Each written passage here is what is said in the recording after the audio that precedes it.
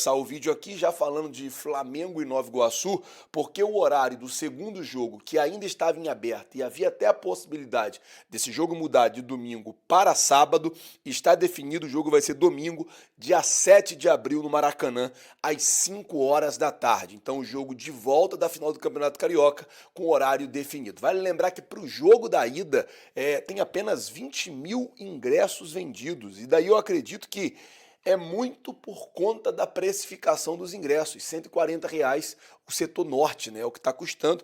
Eu não sei se essa precificação foi um acordo entre Flamengo e Nova Iguaçu ou foi uma decisão exclusiva do Nova Iguaçu tentando levantar aí mais fundos para poder ganhar mais, né, com essas duas partidas contra o Flamengo na final do Campeonato Carioca. Bom, deixa eu falar de Libertadores da América agora, porque na terça-feira que vem o Flamengo estreia contra o Milionários da Colômbia e a informação é que já saiu a lista com os 50 nomes, 50 jogadores inscritos, entre jogadores do elenco principal e jogadores da base. Vale lembrar que a Libertadores ela mudou, ela passou a autorizar, né, 50 inscrições, foi durante aquela situação da pandemia.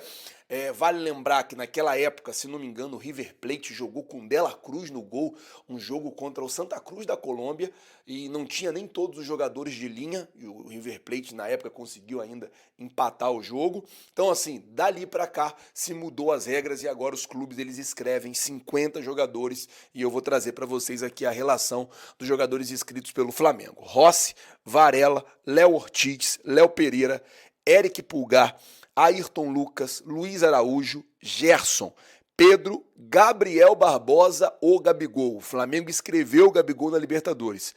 Everton Cebolinha, Georgian de Arrascaeta, Fabrício Bruno, Matias Vinha, De La Cruz, Lohan, Matheus Gonçalves, Alan, Davi Luiz, Lucas Furtado, Matheus Cunha, Verton, Bruno Henrique, Daniel Cabral, jogador também que estava lesionado e já está no processo de transição, voltando aos treinos inclusive, preciso falar do Daniel Cabral, Vitor Hugo, Cleiton, Ryan Lucas, Zé Wellington, Felipe Tereza, da Mata, Santiago, Wesley, Carbone, Germano, Pedro Estevam, Igor Jesus, Diogo Alves, Diegão, Daniel Salles, Everton Araújo, Lucian, Chola, Caio Garcia, Iago, Luiz Alcélio, João Vitor, Daniel Rogério, o Alacian, o Wellington e Caio Baroni. Lembrando que eu li a lista aqui na relação dos números, e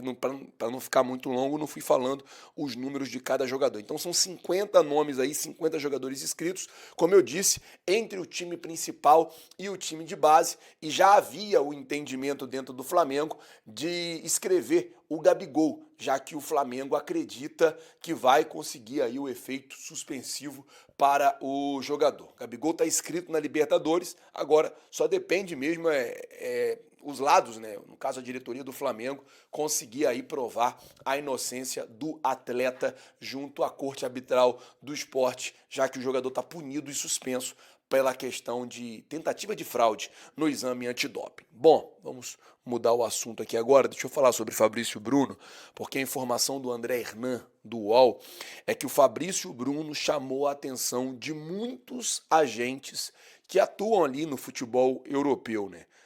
Na Europa tem os grandes mercados, que a gente está falando de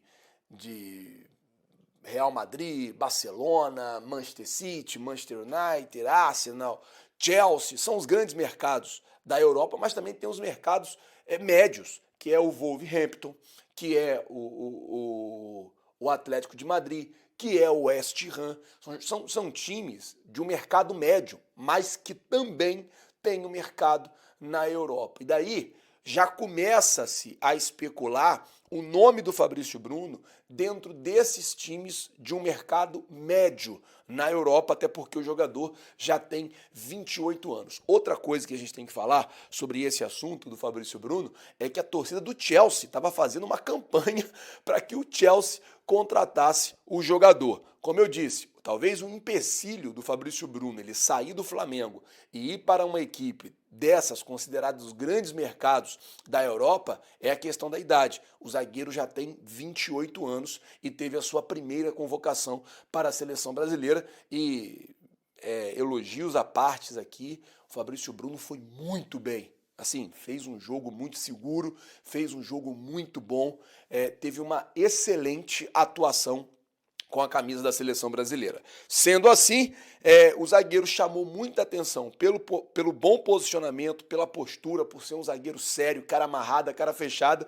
Vamos ver se no meio do ano a janela vai chegar com alguma proposta para Fabrício Bruno. Bom, falar agora de 60 milhões de reais nos cofres do Mengão, porque a situação é a seguinte: a Globo, que agora vai ser detentora dos direitos dos jogos do Flamengo no Campeonato Brasileiro de 2025 a 2029, são 5 temporadas, 5, 6, 7, 8 e 9, já depositou um adiantamento para os clubes da Libra de 60 milhões de reais. Hoje está todo mundo rindo à toa, todo mundo acordou com aquela mensagem, você recebeu um Pix na sua conta. 60 milhões de reais o valor aí que a Globo adiantou já aos clubes da Libra pelo direito de transmissão dos jogos do Campeonato Brasileiro de 2025 a 2029. Vale lembrar que esse contrato foi firmado há mais ou menos umas 2 semanas atrás. A Globo vai pagar algo em torno de 1 bilhão e 300 milhões de reais